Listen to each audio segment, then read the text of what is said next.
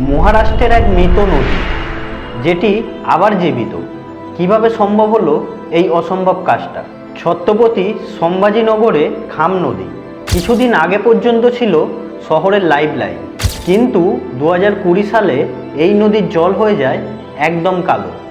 দুর্গন্ধ এতটাই ভয়ঙ্কর, মানুষ এটাকে নদী না নালা ভাবত।